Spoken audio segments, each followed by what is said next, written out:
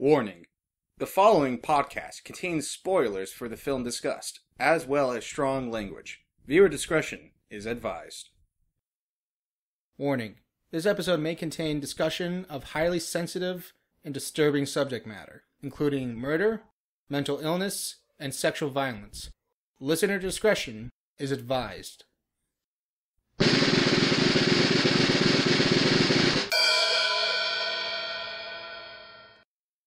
Hello, everyone, and welcome to the podcast, How Have We Not Seen This? I am Nate. I'm Juliet. I'm Mitch. And today we are watching American Psycho. Mitch's pick for the week. Yep. So, Mitch, I believe you have quite a few questions for us. Yes, two, in fact. Yeah, approximately two. First one being, how have you guys not seen this movie? You first, dude. Okay, I've actually wanted to see this movie, but I just haven't had the time or opportunity, mainly because I try to avoid having to pay to watch, like, DVDs or more than I pay already for streaming services. So Relatable.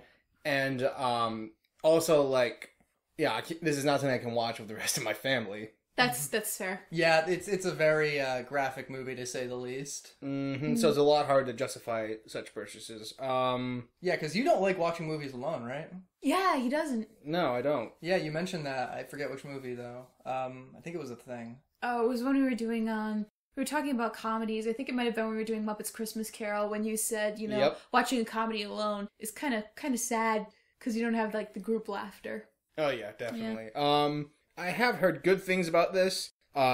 This movie has spawned a few memes as well, so and I've heard good things about the book as well, so I'm genuinely curious as to how this movie's going to go. See, I actually haven't read the book, so I can't say much on that. Well, that's because you can't read, Mitch. I know. Mitch can't read. He's so illiterate. It's got a first grade reading level. Yep, illiterate pride flag just waving over my head right now. Yeah. So for me, I normally don't watch movies like this. And with American Psycho in particular, this was a movie that, like, I would forget that it existed. Like, sometimes I would see, the memes online, and I'm like, oh yeah, American Psycho, and then I wouldn't think about it again.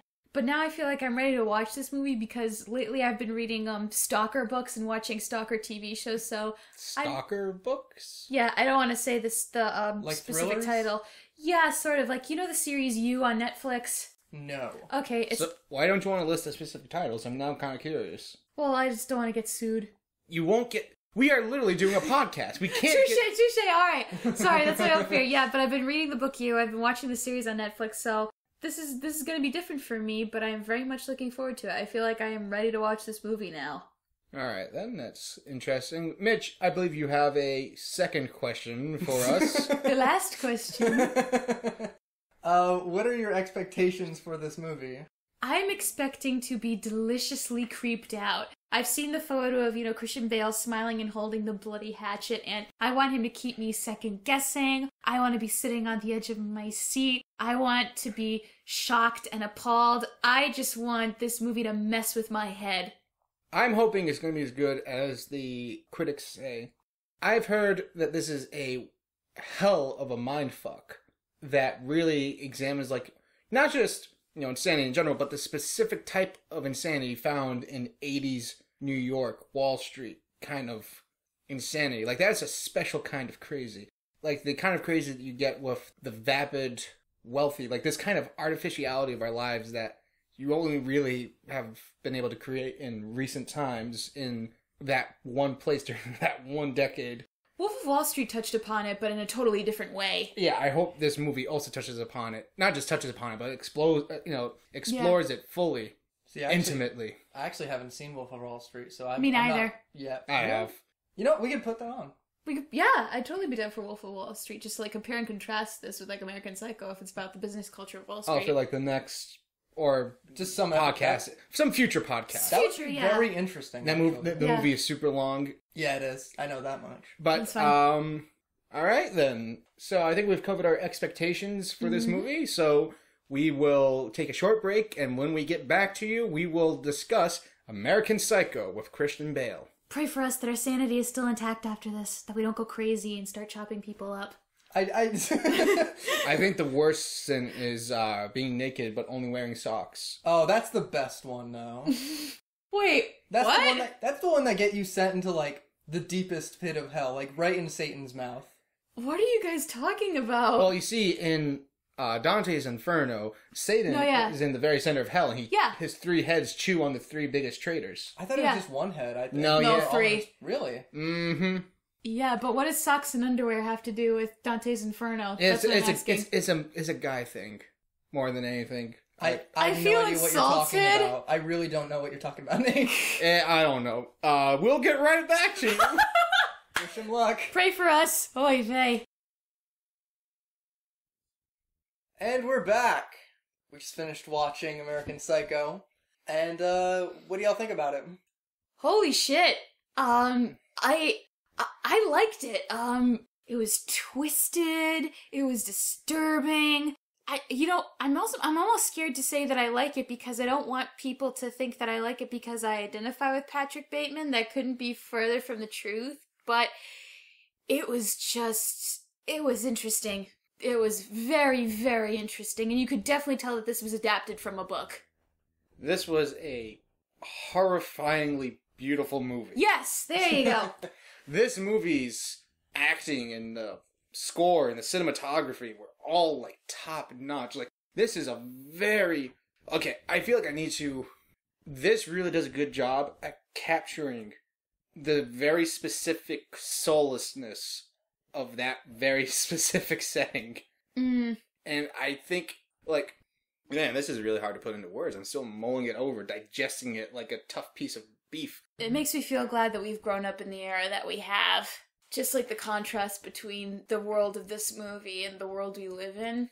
It just shows how vapid and ultimately meaningless Patrick Bateman's existence is. Mm-hmm. How the existence of him and all of his friends are.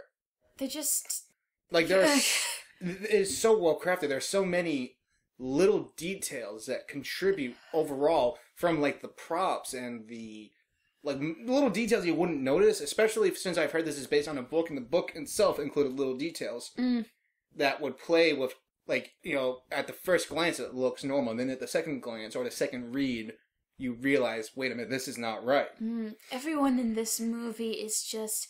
I don't know if flat is the right word, but there's nothing beyond their exterior. They're like not eggshells. really.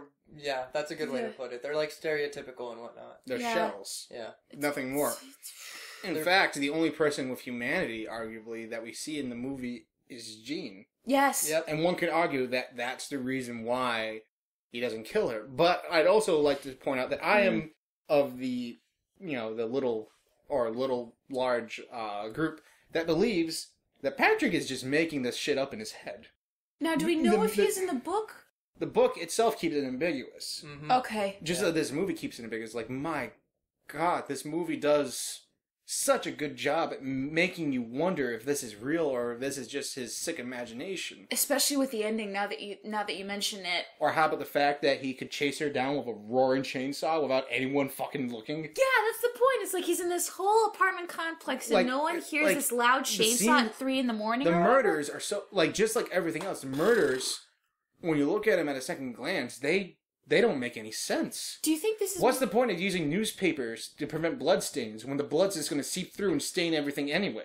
Do you think maybe this is him, like, there's all these people he can't stand and this is him wishing this is what he could do? I think this is showing that his existence is so meaningless that he hates himself, that he hates these shallow people, that the most he can do to try to give himself meaning is to envision their bloody deaths. And the reason why he doesn't envision, or if you're of the opinion that he actually did do it, kill Jean, is because Jean is the only character we see who isn't an empty shell. Yeah. She is neither just a random homeless person she can stab, but neither is she one of the friends, the, air quotes for those who can't see, friends that are just as hollow as Patrick is. She has humanity, and so Patrick cannot bring himself to imagine hurting her like how he imagines hurting other people. Yeah, like, that was the one scene that I thought was interesting. He gave her, but she didn't know it. He gave her a pretty blatant warning saying, if you don't leave, I might hurt you. And was that like a glimmer of humanity? I don't want to, like, humanize him or romanticize him at all, but, like, there was something about that was so different. It is the only time we actually, in my opinion, that we actually see a human moment from him. Yeah, From this guy who says he only feels greed and disgust. This is probably the one person he not cares about, but you get what I mean? She's the only human being in his life. That was probably one of the only scenes where he was openly honest about anything. Exactly. Yes. Like, I mean, you could argue that, like, the reason he also didn't kill her is because just pure circumstance, like that phone call. But I couldn't believe that. One could also argue it was just his mood, but I like to think it was a mix of both. It's the only time we actually see past the mask. Not just the mask of sanity that he gives himself in his, like, sick imagination, but through the mask that he creates for himself in his own thoughts of a murderous monster. Mm-hmm. What we truly see is a miserable person, a white-collar job, that has no purpose. Yeah. And you see it in his face in that scene, too. Like, he looks miserable. He's letting his disgust show in that scene. He says all he can really feel is, like, greed and disgust? Yes. Mm-hmm. I mean, And yet, in that moment, we can see he has it, but it's not a positive manner. What we see is that he can also just feel boredom and ennui and just in, like, a deep sadness and dissatisfaction with his life. Yeah, that last scene at the end of the movie where it's just talking about how nothing he's done actually matters. It's like, it's a good representation of how he's trapped in his own hell, basically. Like what the lawyer says. The reason why the lawyer says Patrick, like how he can't believe that Patrick Bateman would do that stuff because Patrick Bateman is a nobody, a spineless wimp, is because Patrick Bateman is a nobody. Patrick Bateman is a spineless wimp. So do you feel sympathy for him or no? I feel pity. Yeah. I don't feel... I mean, one thing to go It's off... hard to put into words. I would probably shed very little tears at his continued existence like this. But on the other hand, I would never want to be in his shoes. Yeah. Yeah, that's a good way to put it. Yeah. I mean, he's also kind of done it to himself, because you could tell he's not been taking his meds, as, We see him taking his meds. And then he doesn't, and it doesn't show him doing it ever again. I think, like... We see him popping his pills later. Yeah, all of them at once, because he hasn't been taking his meds. That just shows how desperate he was at that point. Like, look at how vapid everything, not just himself, but the other people and, like, the lifestyles are. Like, this is something that's mentioned in the book as well. Like, you see, like, the gorgeous descriptions of all the clothing that they're wearing, like the brand names and, like, the prices and stuff like that. Yeah. Of what they're wearing. But if you were to actually look at a picture of someone wearing all that shit, they would look ridiculous. They would look gaudy. Their food let's talk about the food with the symbolism. Sounds fancy, but it is ultimately disgusting. None of it looked appealing. Squid ravioli, peanut butter soup, mud soup. Charred asparagus, or was it charcoal asparagus? Charcoal arugula. Oh, okay. Arugula tastes bad anyway. I like arugula on some pizzas. I've never had arugula. It depends on how you eat it. It's very, very bitter and peppery. I personally do not like it. But exactly. Charcoal arugula. Ugh. Or like all the other gross foods. I think the only time we see someone eating a normal meal is the detective. And I think the detective is also a figment of his imagination. I think the detective is almost like his conscience. Like, the way to remind himself in these fucked up daydreams that he's ultimately not a bad person, that there is somebody who, like, a conscious of, almost like an internalized sense of morality that would keep him in check by constantly investigating what he's doing. That is an interesting thought. thought. Like, the only time, I think while Patrick Bateman's eating yet another one of those weird, expensive, but disgusting foods, like, the other guy's just enjoying a nice steak. No, Patrick had a steak too, though. He was cutting it. I thought it was I thought it was some weird food. It probably would have looked Nah, he had the steak that he put way too much salt on. Oh, yeah. Yeah. Which I don't think was enough salt. Mitch loves salt on his food. It's getting to the point where he may have heart disease. I should have died years ago. He likes food with his salt.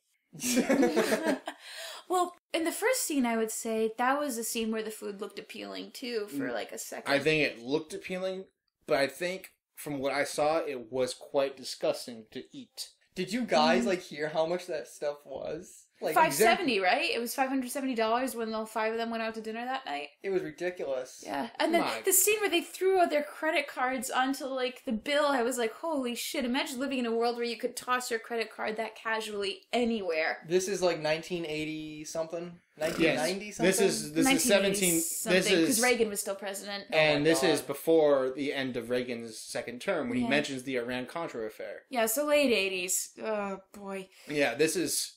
Wow, this... You definitely have to have a certain threshold in order to watch this movie. Oh, like, yeah. There's definitely... If this movie came out now, there would probably have to be a bunch of trigger warnings listed before it. It's like, you get what I mean? Like... Well, I mean... It's a deeply upsetting movie. Yes. This movie, yeah, it's by far, like, the most graphic. Although I suppose that trigger warnings are put when we... Yeah. When you look now, because of the system we watched it on. But back then, when this movie came out... Oh, no, I'm not talking about that. I'm talking about when you look at the posters... That's what the MPAA ratings are for. Yeah, true. The MPAA will include warning. This contains discussions of drug use or rape or stuff like that. That's what been around for a while though. Exactly. I feel like trigger warnings now though have become more prevalent on social media. I think they're more prevalent in stuff like books, which didn't have ratings. That's very true. Yeah, there's no way to tell. Like American Psycho, you could pick that up in any bookstore. A kid could buy it. When I was 12, I bought a copy of Lolita, which I definitely should not have. Oh, Nate, no! Exactly. Oh, God. Books don't have ratings. No. But they should have trigger warnings. You didn't read it when you were 12, did you? I read it while I was 12. Nate, no! It flew over my head. Okay, good. And then I reread it when I was like 16, and I realized just how fucked up. I mean, isn't that the point of it? Yeah, and that's what happens when you have an unreliable narrator like Humbert. Oh, Speaking about unreliable narrators, Patrick Bateman is by far the best example. Oh my God, yes. Can we also talk about the fact that, like, Christian Bale not winning an Oscar for this is a travesty? What movies came out during this time that could have possibly competed? I don't know, but, like, the movie he won his first Oscar for was The Fighter with Mark Wahlberg. The Fighter with Mark Wahlberg. I've never heard of this. That's what he... It's the boxing movie. Oh my God. Yeah, my dad watched it. He said it was pretty good. But this movie is insane. Yes. Like, literally and metaphorically, this movie was amazing. The scene where he's breaking down on the phone, that would have been the clip they played at the Oscars had he gotten nominated. Which phone scene, though? The one where he's breaking down and saying to his lawyer on the phone the list of people that he killed. But, like, just, like, the way he's able to capture both this sad, pathetic, nobody... And at the same time, this, sociopath wearing a mask of sanity. Like the two, not two, he says there are two, but there are actually three Patrick Batemans. You have the Patrick Bateman around his friends. Mm-hmm. You have the Patrick Bateman in his imagination, or, if you believe he actually did do it, the Patrick Bateman to his victims, and then you have the real Patrick Bateman. You have the, shallow self talking about campaigning for social justice and pushing awareness of civil rights, and then you have the axe wielding, chainsaw swinging murderer who rapes and eats people's legs, and then you have the one who's dead inside, who is just miserable. Honestly, this makes me want to give Christian Bale a hug and be like, "Are you okay?" Are we talking about naked Christian Bale? No! Oh my God, dude. He was very naked in this movie. He was, but oh God, he was in good physical shape. I grant you that, but oh my God. I mean, he could do 1,000 squats. Well, I think that's another thing they did. Punches. They managed to make things that should have been sexy disturbing. Yes, like girls would go nuts. Well, heterosexuals and homosexuals. You have would a go heterosexual girl right here.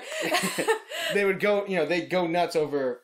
The dude's in fantastic shape in this movie. Yeah. Also, the scene where it's like, where he brings, the girl he calls, quote-unquote, Christy over the apartment, and he pours her a bath. In any other movie, pouring a bath for a woman and giving her a glass of wine would be seen as romantic. In this movie, it sets off all of the alarm bells in your head. Exactly. Because you know that shit's not gonna last. Clean out your vagina.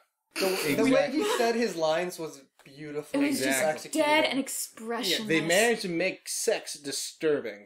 Don't just stare at it, eat it.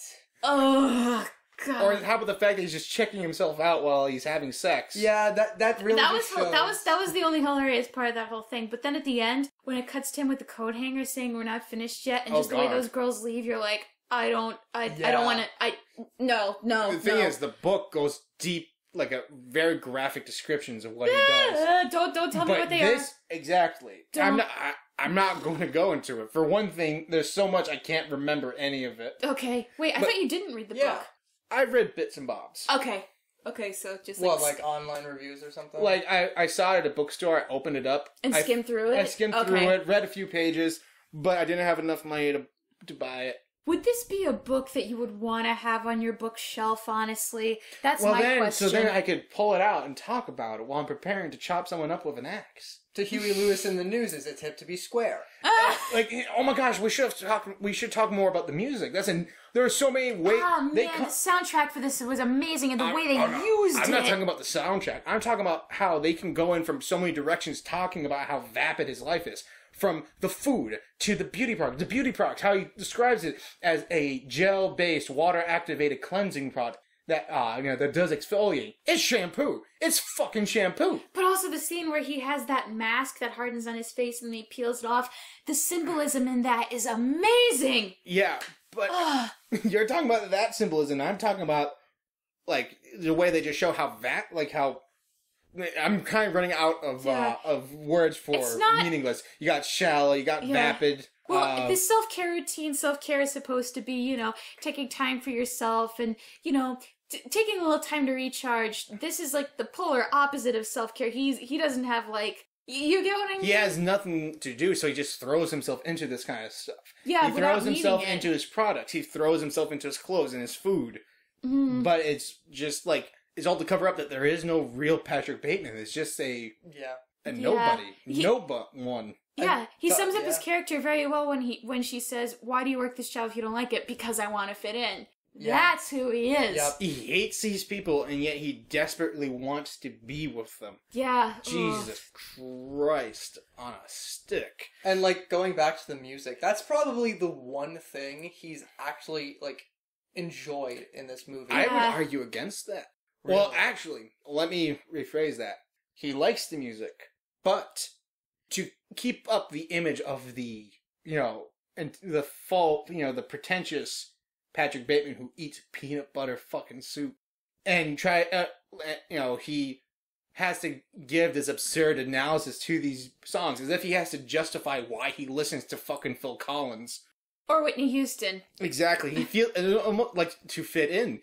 With the rich, intelligent people, apparently, he has to, go into this long, just nothing rant, not like this diatribe about Phil Collins, his work, its evolution and stuff like that, but he's just talking out of his ass. I would disagree. I hear what you say about him talking about it because that's what the rich people would do. I've heard people talk about music like that make nowhere near the income that Patrick Bateman does. Sometimes people are in fandom, they're so steeped in it that they know the history of that music and they come up with their own warped theories about it. But someone with that kind of money should be listening to other music, perhaps.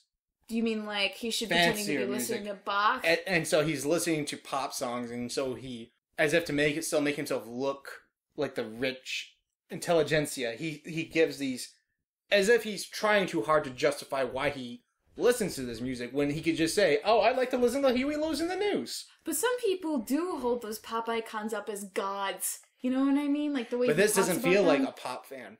This feels like a pretentious twat. I mean, he is, but you could also argue that he actually does really feel this way about these things. But you can still like something while being a pretentious twat about it. I feel like it's a little bit of A, a little bit of B. I think he likes it, and so he feels the need to be a pretentious twat to try to justify because he's in constant fear of judgment, really. Yeah. That and his entire social situation is a good justification for why he's fear of judgment, because that's all people ever do. The cards as well. The business cards. That was the best scene in the movie. It's one of my favorites. Frick. What were they supposed to be comparing? What was it symbolism for? Nothing. He's exactly. Just fucking insane. No. The whole point is they have nothing. Their lives are so pointless that they give a flying fuck about their business cards. They have little metal boxes that they only have one card in. Those boxes were stupid. And they're constantly showing them off, talking about the font and the eggshell or and the bone. Oh, exactly. God. It even has a watermark on it. Exactly. It's a card. It's something that someone's going to look at once, write down the number, and then they're going to toss it in the trash, or they're going to keep it in their wallet, and it's going to become all folded and crinkly looking. That's yet they throw themselves into it so much because they have nothing to throw themselves into. Because there is nothing underneath that. Oh. The card is themselves, and it's as flimsy as the they paper. are. Oh God, didn't even think of that. That's a great example. And you know, that scene of why this is one of my favorite comedy movies. And you know something else I realized? All those cards are all slightly different, but they basically spew the same shit. Well, I'm so-and-so, I work for such and such. Well, yeah. They all, like, half of them occupy the same position at the same company. No. And like at the same time that they're supposed to be at the top of society engaging in all these intellectual exercises, they are basically more like animals than than the actual, quote unquote, poor people. Like, they're constantly talking about where they're going to go eat. Yeah. Mm-hmm. They're constantly concerned with food. Like, they're just animals because they're basically like well-kept birds in cages. Oh, yeah.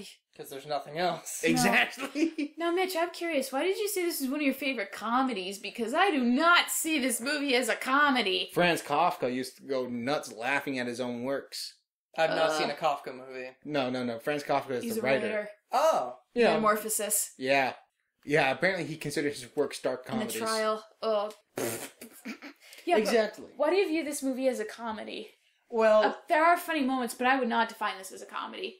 Well, the reason I think... It's not all comedy, obviously. It's, I just find it to be comedic as hell because of how absurd all this is. Like, we've been spewing on about how, like, vapid and meaningless these people are, but it also just shows how absurd these situations and, like, dialogue is in this movie. Literally, best example is during Huey Lewis in the News, his little dumb dance that he's doing. Oh my God, that dance. Even the axe screamed, yuppie. Yeah, exactly. It was shiny as all hell! Like, it was pristine and beautiful, and it was just a goddamn axe that he probably got with... I don't even know. He either got it brand new, or he just buffed Had someone his polish the axes. shit out of it, yeah. Exactly. I use a brand new cleaning product derived from the thighs of virgin women to polish the silver-lined...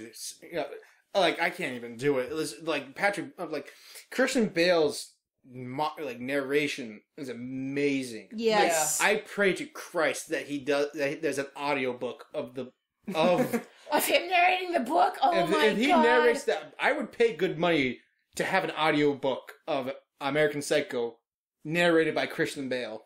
He really went into this one. It was really good. Yes. Like, I cannot, if I ever, actually read the book, thoroughly instead of just skimming it. You're gonna hear his voice. I'm just gonna hear, Christian Bale's voice. That's what happens when an actor's that good. A little fun fact. You know how, where Christian Bale got the, dull, lifeless look in his eyes from? Norman Bates in Psycho? Tom Cruise. Specifically in the interview with, I believe, Oprah Winfrey. Yeah, when he was jumping on the couch. Christian Bale was like, I looked into his eyes and I saw nothing. Yeah. Wow. Ouch. Yeah. Yeah. I haven't seen that interview myself, but based on little snippets I have seen, it's interesting to say the least. The Oprah interview or the interview with Christian Bale? Oprah interview. I've seen bits and pieces of that. Yeah, I've only seen the jumping on the couch bits. Yeah, me too. But, I don't know. It just shows, the absurdity of all this, and that's why I personally find it funny. Mm. The business card scene is by far I literally looked at, I looked at that scene again, on YouTube, and there was this one edit where all the business cards were replaced with Pokemon cards. Oh my God! And I'm laughing so hard because the fucking editor also took all the Pokemon cards and made the comments about them work. Oh my God, pale Nimbus, and it shows a Snorlax card. The off-white coloring is referred to his stomach. It's such a beautiful edit. Oh my God. We need to watch that after. I'm linking that in the description. It's too good. Yes. Now, to continue on with Christian Bale's performance related, in that card scene especially. Oh man. He was just quaking with rage. I think he was sweating. I think it's amazing how Christian Bale has managed to so differently portray two rich people who maintain an easygoing mask of normalcy or sanity, but underneath are something far different. Yeah. Yep. Yeah, you got Patrick Bateman, and then you got Batman. Yep. You know, the scene where he's firing at the cops and then he turns away as it explodes in the background reminded me of the scene in Dark Knight where Joker walks away after the hospital blows up. I'm like, oh my god, this is pre-Batman and the scene is so similar. I want to return to the shootout later, but back to Batman. Like, both of them, like, they pretend to be easygoing, wealthy people, and they're both prone to lavish, pretty odd... Not odd, but like dull, vapid kind of like activities, like buying hotels just so you can swim in the fountain after the hotel tells you not to. Yeah. Or, talking about Huey Lewis in the news. Or when in Dark Knight when Bruce Wayne owned the restaurant that Harvey Dent and Rachel were at. Exactly. Yeah. But the difference is, like, Bateman, that either hides a monstrous axe-wielding, dong-hanging... murderer, or, it hides a miserable man who makes up these sordid fantasies just to give meaning to his utterly meaningless life, while Batman, he uses that as a cover, and underneath there is a truly noble individual. Yeah, who, fights in the shadows to make the world a better place. Did anyone else get some Dennis Reynolds vibes from Patrick Bateman? You didn't think the smell, did you, bitch?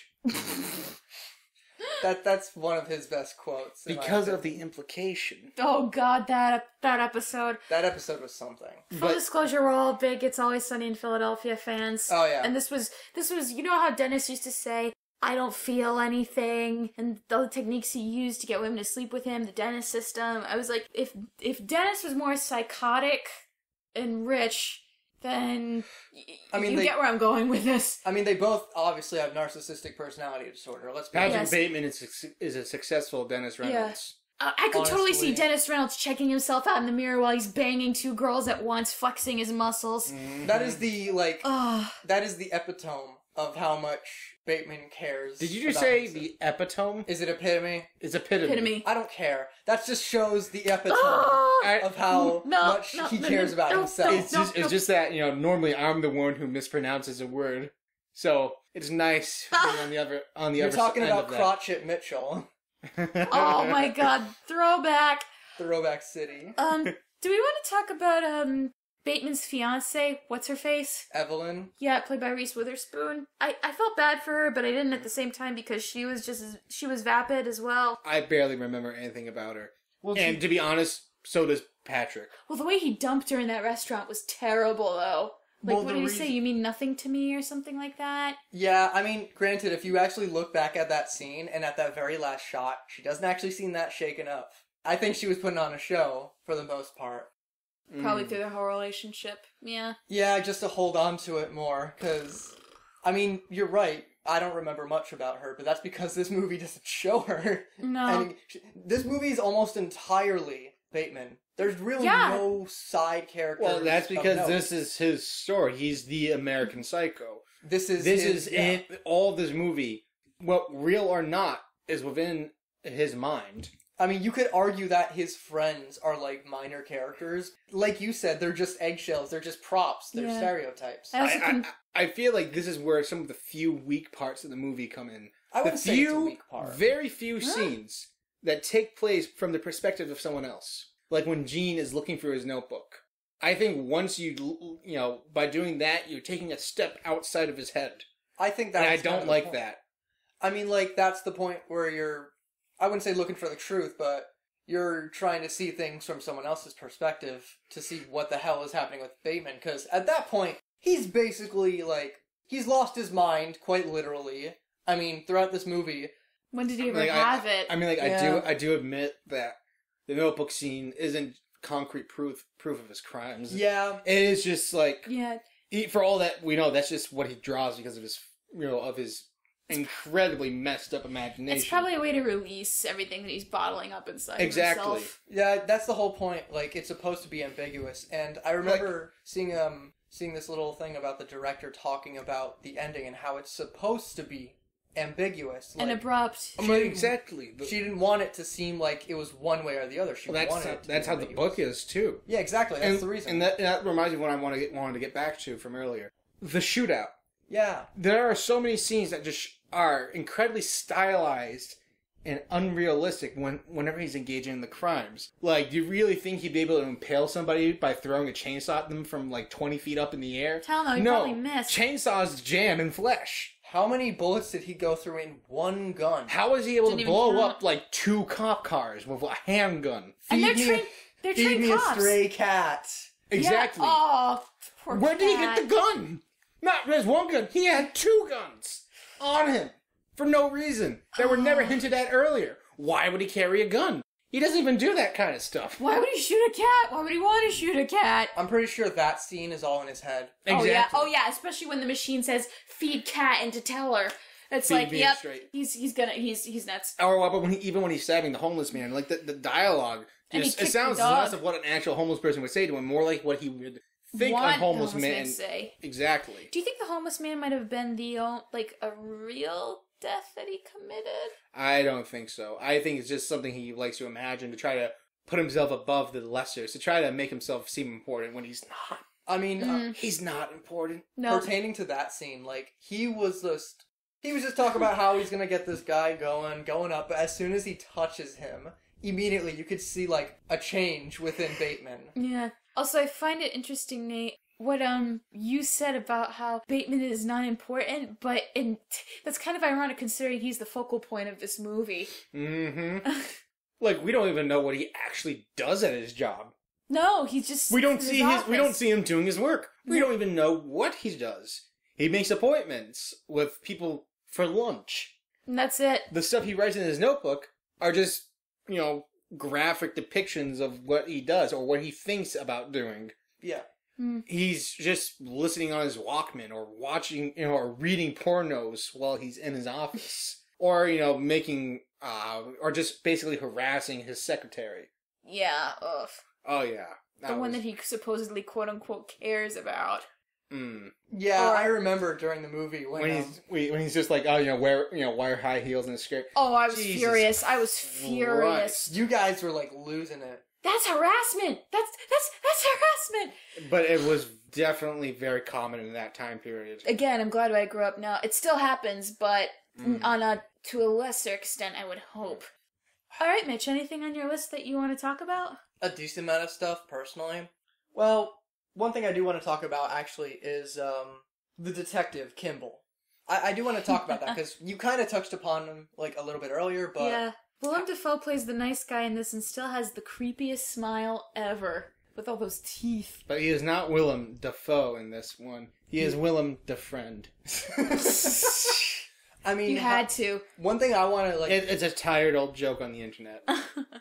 I thought, when I first saw this movie, I thought he was being genuine in all of his reactions, but after a few rewatches, I could tell Do y'all think he was just really over the top, or do you think he was, sarcastic? I have no idea. Because... I think Patrick Bateman was making him up. You literally think he made the entirety of him up? Yeah. Do you think he was Is he a detective? A private investigator? We don't even see his badge. That's very true. Then Why, if he's a police detective, why is he just casually investigating this on the behalf of someone else?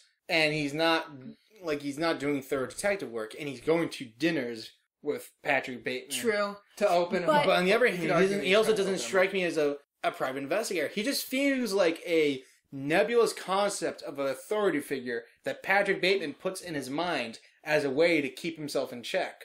I'm not saying that you're wrong, but how do you explain the interactions between the detective and Jean in Patrick's mind? Jean shows him into the office. She's seen talking with the detective at her desk. Well, he also envisions killing people too. I mean... I think Well, no, that's not what I'm saying. I'm saying, perhaps there is a real person named Kimball who was questioning him. Perhaps Paul Allen did just disappear, and Bateman envisioned an explanation of how he disappeared, because in his head he envisions maybe the reason why he disappeared is because I killed him with an axe while listening to Huey Lewis in the news. But I don't think that just because Jean and the detective interacted when she's introducing him into the office, I don't think that's automatically proof that he doesn't exist. I think entire scenes are made up. Not just people, but like entire scenes. Oh, so he's envisioning her and his head interacting with the guy as well. Exactly. Okay. You definitely could argue that. Okay. Like, that is definitely one way to look at it. Every scene that he's with Kimball, like, yeah, he is interacting with other things, but he has separate scenes and whatnot, and they could all be fake. Like, he's not doing too much. All he's really doing, like, talking to Bateman, and at most, he's either talking to Jean or eating something. Yeah, I mean, like, he doesn't make any headway. No. I don't remember none of the details when he talks with Bateman are important because it goes nowhere. I barely even remember what they were talking about. And that also, like, leads to my next question. How much of the dialogue do you think is made up? I would say a huge chunk of it. I can't give a percentage. I couldn't tell you. Alright, what's next? Well... It's hard to talk about characters when the only one that really matters is Bateman. Yeah, that's very true. Like, almost all of them are just... What about the, fake. What about the guy from, Harvard that, thought... Bateman was coming on to him and trying to kiss him. Oh, Lewis, my man. Lewis, yeah. He seemed like the only kind of chill dude, apart from the fact that he was, like, either in an open relationship with his fiancée, which I don't care about, or cheating on her. I do wonder, perhaps, if he's also one of the other humans, the real people. Because he didn't kill him. Yeah, he either goes to, or, if you're in my camp here, envisions going off to kill the guy by strangling him, and then instead he just washes his gloved hands. Yes, washes the gloves. Oh my god! That's how disgusted and just hurries out. I do know that some people theorize that that Bateman's a closeted homosexual, but I don't know if I agree with that. I don't know if it flies. I haven't really thought about that, but if you really look at it, I'm not sure though. But I do find it really like I find that scene kind of funny, but it is also fucked up because you can just see how disgusted Bateman is to even the thought of homosexuality, due to the fact that he's, like you mentioned, washing his gloves that are over his hands. And also the time period at that time, like, being openly homosexual was very much not okay. The AIDS epidemic. Yeah, this is like the gay panic. Yeah. Now, was it disgust at the homosexuality? Or was it just like, this is like the only time someone gives him an openly romantic gesture? Ooh, I didn't think about that. There's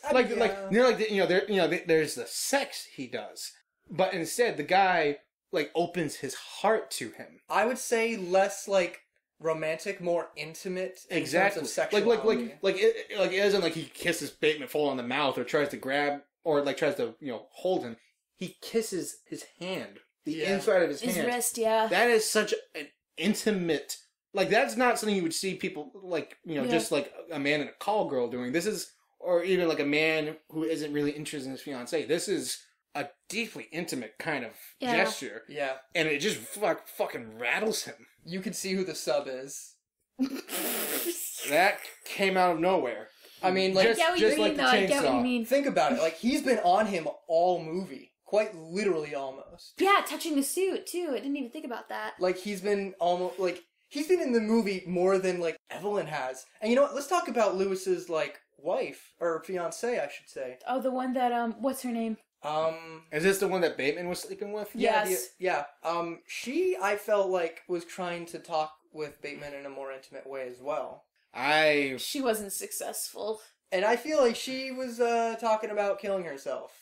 When she was talking about how, if she doesn't see him, to have a good one. That's what I was thinking. Maybe. Because you could tell she's miserable. She's also, Bateman mentions she has like a pretty bad drug addiction in the movie. Oh yeah, everyone does. But hers is like she's flopping over at the restaurant. Her dress looks like it's about to slide off her chest. Well, like he says that like at any given moment she's on some type of prescription that messes with her head, like Xanax. That's true. There's like very few characters who are not on drugs. Even like Jean. Well, even Jean says that she says, I need to stop going after guys that are unavailable. So maybe that's her own vice. Yeah. Compared to the guy. But it's minor compared to everyone else. Yeah. Compared to the coke dealer, or no, the coke snorters, the people who are constantly cheating on each other, the vapid businessman, or the guy who fantasizes about killing, or actually does kill people all the time. And abuses women. Exactly. Ugh. Yeah, that is just like, Yeah, small potatoes. Yes, small potatoes. So small. Yeah, honestly, like, she's by far the most quote-unquote innocent in this movie. Yeah. I just want to say another note on how you could very visibly tell what Bateman's mental state is in this movie. Yes! Like, it's incredible. Like, you look at, like, the first half of the movie and the second half, even just one scene from each, you can very much tell how he's doing in that scene. Like, first half, Which he's is like... especially funny considering that he's supposed to be wearing a mask. Yeah, like, he's very clean, immaculate, he's very obviously obsessed with how he looks, but as you go along, he's very sweaty, he's very, like, disheveled, his hair is always, like, that's always pristine, but, like, it's very disheveled, and it's very messy, and he looks like a mess. That scene where he's having dinner with the detective and he starts, like, freaking out, not gonna lie, that, I kind of, you know, as someone who has panic attacks, just randomly, I could really feel that scene. Yeah. Also, like, if the detective had been real, that type of breakdown would have been very suspicious. Yeah. Oh, yeah. So many suspicious things that just lend credence to the idea that this is made up. I could taste the sweat. If you hit somebody with an axe, and they're pretty much completely drained of blood, newspapers aren't going to stop the stains. Good luck getting that shit out of your hardwood floors. Or draping a white cloth over your furniture. Or dragging a bloody corpse behind you in a bag. Like, you could see the trail of blood on the floor. Yeah, exactly. The one thing that was interesting is, like, you look at when he's dragging it outside of the hotel, there's no trail. Yeah, no. Maybe it ran out of blood by then. I don't think so, because it wouldn't have been that sudden. Or it's because it's in that moment when he gets spotted. Yeah. And so it goes from a body to an actual overnight bag. Yeah, and then they compliment the overnight bag. Yeah, Lewis. Oh my god. Oh my god. Also, Lewis, yeah. Also, remember the scene where he's in the, where he's at the, dry cleaners, trying to tell them they need to get the stain out, but not with bleach, and then he says, oh, when he bumps into that woman, it's cranberry juice. Cranapple. Cranapple, excuse me. Your mention of that scene actually kind of reminds me, every once in a while, you see him just suddenly, like, say something super aggressive or, like, something that reveals, like, the violence. And yeah, no, there's tension. Like the first time we see it is when when he's talking to the lady at the bar, and the lady's like, oh, no, this doesn't work anymore, it's cash only. And then she turns around, and so she's still in fucking earshot. Yeah. And Patrick Bateman is like, I'm going to fucking murder you and play with your body. And then she doesn't...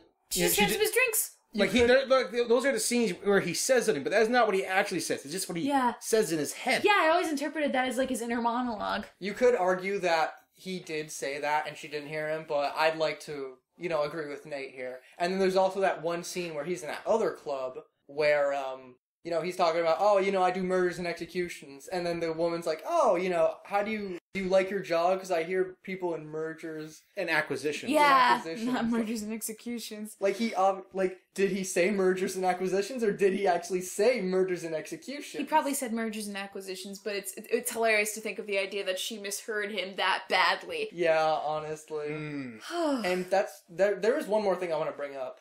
It's kind of unrelated to the movie, but also sort of. What are your thoughts, like, both of you? This is on a personal level, not even about the movie, really. Uh-oh. What are your thoughts about, like, artist interpretation? Like, what's your thoughts about, like, the interpretation of, say, a director on their work compared to, like, the viewer on their You're talking about death of the author. Something of the sort, authorial intent? Do you believe that because the director said one thing, pretty much, death of the author? Like, oh, yeah, because the author said one thing, it's true. I don't think the author has control over how we interpret it. Yeah. Mm-hmm. The author makes the work. But I also do not think that the author ceases to exist as an entity once that thing is put to paper. We should still have to understand the atmosphere the writer was in the creation of that story. What kind of audience they were writing for. What things they had on their mind, because it still shapes the story. I don't think the author ceases to exist. I think the author is simply one of many interpretations. Not discounted, but at the same time, not everything. I would say that for American Psycho, this is a film where you really can't expand on the world all that much. Because in my opinion, like, if someone tried to find out, what's Patrick Bateman's backstory? How did he become this screwed up? It would have ruined the whole book or movie. Not every person needs a backstory. No. Not every person needs a future either. Yeah, and I bet there's some people who've wondered that, but for me it's like, no, I don't want anything beyond this. I don't want a sequel. I don't want a prequel. This is fine in its own. I give kudos to the author because the author of the book doesn't say either way. Yep. He lets the work stand on its own when it comes to interpretation. Yep. Another director that is very famous for not saying anything about their work is David Lynch, which is one of my favorite directors, in my opinion, because his stuff is very interpretational. I take it you didn't see his adaptation of Dune. I don't want to. But you don't want to see Sting wearing nothing but a Speedo with wings on it? Sting is in this movie? Yep. Oh, no. Also, Kyle MacLachlan is in it. Kyle MacLachlan? I know that name. I'm probably badly mispronouncing his name. He was in Twin Peaks as a detective. Oh, yeah, Kyle MacLachlan. Yeah. Yeah, he's very famous. He plays for being in Lynch's movies. Yeah. He plays Paul Atreides in it. See, I don't know anything about Dune. You need to read Dune. I know that you can't read, Mitch. Yeah, there it is. But you need to... He's saying you need to learn how... I think you should read Dune, Juliet. I don't know. My dad read Dune and he said it wasn't that good. I mean, it's all open to interpretation. It's something that has such a huge impact on the genre of science fiction that even if you probably won't like it, you should still at least read it to understand its impact. I remember you saying something similar to that with our first episode with Breakfast Club. Oh yeah, this is something you should know because it's so entrenched in our pop culture. Yeah, that's an interesting thought to have. Dune, like it's kind of weird that we're talking about Dune now because this is American Psycho. We go off topic really easily. Like Dune helped without Dune, you wouldn't have Star Wars. Without Dune, you actually wouldn't even have Alien. Because they were trying to make a Dune movie, and the artists who got together to try to make that movie ended up also collaborating and making Alien. Save that for the Alien episode. Yeah. When it comes. Eventually. Now I want to ask you guys about this, because this is something I've heard. Some people say that this is a case where the movie is better than the book. See, I can't say anything. Yeah, I can't say anything either, because I haven't read it, but... I don't know, I feel like this movie's going to be so cemented in my head reading the book and the detail it goes into, like, especially the scenes where it details what he did to those two girls, I don't think I could be able to read the book. Oh, there's even more murder in the book. That doesn't surprise me. Like, I think they said that the murders that got cut out from the book, you can see them in his illustrations. And by the way, Patrick Bateman has a terrible drawing hand.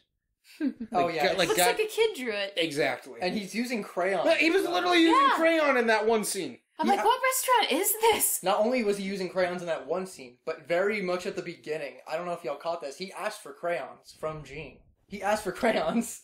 Oh, I didn't He remember loves that. drawing with crayons, which kind of shows his, it shows his very childlike sort of view of the world as well. Well, because he isn't allowed to, as he says in his final monologue, he's not allowed to grow. There's nothing to learn from his life, as is nothing to grow in. He has a massive lack of identity, which is definitely the major contributing factor to his whole psychosis. Have we said everything we need to say? I think we have. We normally spend longer talking about the characters, but there's only one. Yeah. As vast as he may be, there's only one. Yeah, I mean, there's nothing really to talk about any of them. Even Paul Allen, who we've barely talked about. me, yeah. Because he's nothing. He's nothing but another, dead body. He's a plot point in the movie at most. He's the nothing, just like Patrick Bateman. Alright, shall we do our final thoughts? Alright, you go first. Okay. This movie is definitely for a very, very specific audience. I would definitely say, if you're interested in this movie, definitely do a little bit of research, and if you don't want to watch it, there is totally nothing wrong with that. I would understand why you wouldn't. However, I personally like this movie very much. Would I watch it again? Maybe. My dad's thinking of watching it, so this is definitely a movie where you should watch it with people if you want to see their reactions to the source material. But again, this movie is for a very specific audience, so whether or not you watch it, entirely up to you. It was really fun watching it with you guys and seeing your reactions. Especially because I talked to the TV. Yeah, you were talking as this was a horror movie as and if they could hear me. And the monster was going towards the humans. Thank Christ we don't do live streams. Yeah. Alright, who's going next? Nate? Alright then. While this movie has a very specific setting and a very specific statement about that setting, I ultimately feel this movie has enough applicability that a lot more people can just enjoy it than what Juliet said. I think this movie is just like a well-crafted masterpiece that really delves into the idea of like what is real, who are you, kind of, like the big questions, the kind of stuff that wannabe pedants like Patrick Bateman would talk about. It's honestly an astonishing movie, and it's definitely not for the faint of heart or the faint of stomach. Yeah. Oh, and if someone says, ladies, if you meet a guy who says that this is his favorite movie of all time, probably run. Ask him why. Definitely run if he says he identifies. Huey Lewis in the News. You could say that about like any interpretation of the Joker too. Like, ask him if he identifies with the Joker. Say yes, run. Say yes to Patrick Bateman identifying as him. Say, run. Anyway, continue. But ultimately, like this is not a horror movie. This is not even a thriller movie. This is something else entirely. It feels almost like an art house film. It screws with you. But it has a much higher production quality than an art house film. I'd say this is a horror movie, but also sort of an art house film, too. Like, this character is almost too big to describe in words, and yet he is so fucking small in the end. Mm-hmm. This is an astonishing movie. I would highly recommend you watch it, unless you are of the faint of stomach, or you've been put off by the very triggering subject matters that we have discussed. Which is totally, it's totally understandable. No, we can't blame you. Yeah. This is a hard to watch film. Yes. Mitch? I'd like to think of this movie as a good favorite. I'm glad y'all liked it. Yeah. Especially given the fact that I wasn't sure how you'd react to it. We have viciously torn apart some of our other movies. Oh, yeah. Yeah, specifically you, yeah. Am I the asshole? You're very opinionated. Yeah. Well, Juliet, tore The Thing a new one. And you tore the Ever After a new one. Ugh. And we have a silent war going on. Mitch, darling, did we make fun of any of your movies? You made fun of Donnie Darko. You said I didn't make fun of it. Well, I ripped that thing a new one. There was no fun to be made in that critique. But yeah, that's American Psycho. Nate, I believe it's your turn next. Yeah, what's next week's movie gonna be? Alright. Next week's movie is gonna be a personal favorite of mine that I have held close in my heart for nearly 12 years at this point. Okay. The movie that we will watch next is 1954's Gojira, also known to American audiences as Godzilla. Oh, yeah. Oh, okay. Cool. Yeah, he's been wanting us to watch this for a while, so this is... Definitely will. This makes sense. Cool. Alright then. I'm looking forward to a good old-fashioned monster movie. Alright then. We already just watched one, though. Well, you know what I mean, a traditional monster movie. I'd argue that Godzilla is more sympathetic than Patrick Bateman. Agreed. Oh, yeah. So, next time we meet, we'll be watching Gojira. Until then, see ya. Bye. Have Later. a good night.